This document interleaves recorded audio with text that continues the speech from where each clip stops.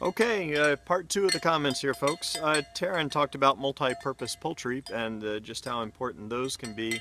And I think that whole thread points out these challenges of discernment that we have in trying to figure out what kind of scale are we looking for, when is the efficiency a good thing, when does it start to be problematic and take us down the wrong road.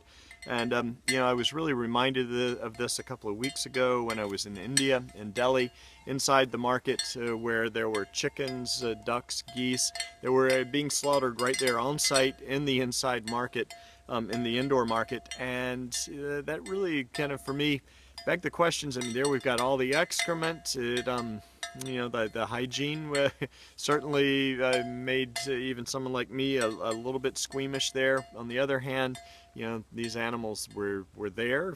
They were certainly coming straight off the farm. I don't know what conditions they were in the farm, but I think as we start to consider poultry, how to raise it, it's not always an issue of scale that we're trying to deal with here. It's also certainly how those things are raised and the management. And is it good to have things that are that palpable as they were in that market? Those are interesting questions.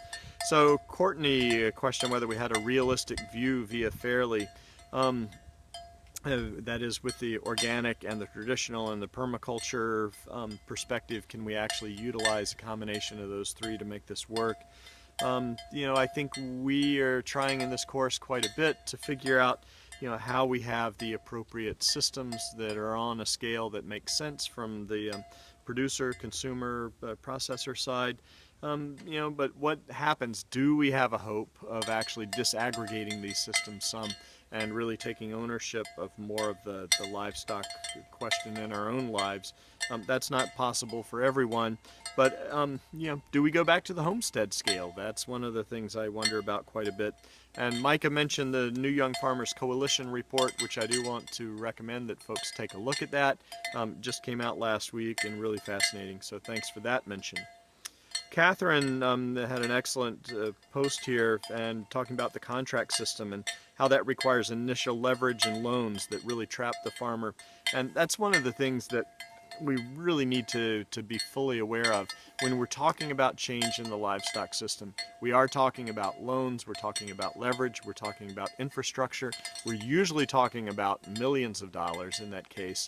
And so how can you actually change up that infrastructure, at the risk of going toward default? How can you actually do that in many cases and make that transition? It's something that it's not enough of a discussion, and it usually is to the tune of several $100,000 or more. So I would also suggest, I meant to look this up, I apologize, on the podcast Reveal last week, I believe it was, or the week before, I was listening to one of their reports where they were looking at USDA loans, FSA loans, and how they were impacting African American farmers. And it gets to some of these questions as well. I'd highly recommend that as something to listen to. Chad had a post here, which I thought was really fascinating. I did want to mention that when we think about vertical integration and we think about the kinds of poultry farms we have that might make sense, is there actually one? Are there ways of being at the kind of scale that starts to make an economic sense, that's vertically integrated? We have Stonewood Farm here in Vermont, which is fascinating. They tend to do between 20 and 40,000 turkeys a year. It's one family that owns it. It's supporting 3 generations now. They do all the raising of the turkeys. Well, they buy them in as poults. They do the raising of the turkeys. They do the slaughter there on site. They built a facility which is, it actually has windows looking out over the Vermont landscape. It's really quite extraordinary.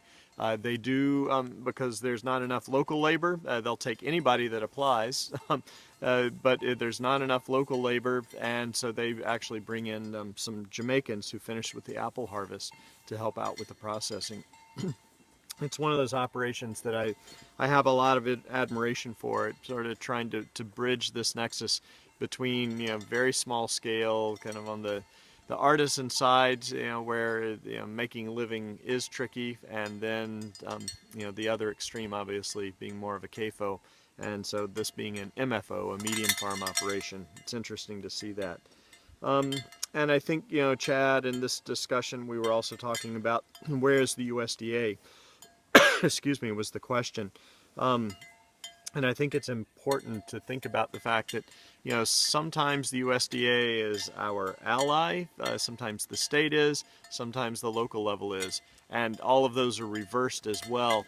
So, you know, it does get to be problematic at these policy levels, but I think it's also interesting to think about, you know, in certain scenarios, one of those may be an ally and one may actually be a detriment, you know, so that federal, state, and local level that interplay when it comes to livestock is really interesting. And Courtney, also thank you for putting that Mercy for Animals video up. That's one that did go around quite a bit. It's, you know, as you noted, it does bring up a lot of interesting issues and challenges for us to think about.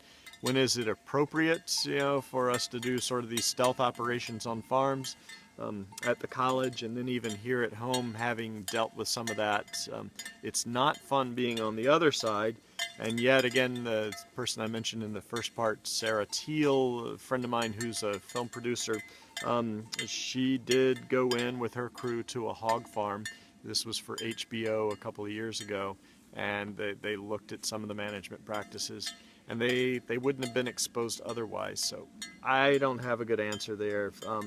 You know, I hope there are other ways that we can bring some of these things forward, but sometimes the expose, I guess, is you know, the way we end up going.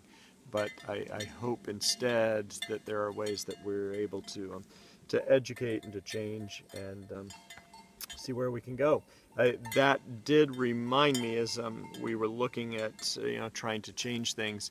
You know, this is, and Marty will tell you more about this, this is also where ALEC gets to be interesting, the American Legislative Executive Council, that's gone in and changed a number of rules at the state level, because change at the federal level is particularly hard, so they've been very effective in you know, working for certain kinds of legislation, pesticides, livestock, various other things, by way of opening up the possibilities for things that some of us are not going to be quite as on board with. So pay attention to that. All right, I'm going to take a cut here and do one more.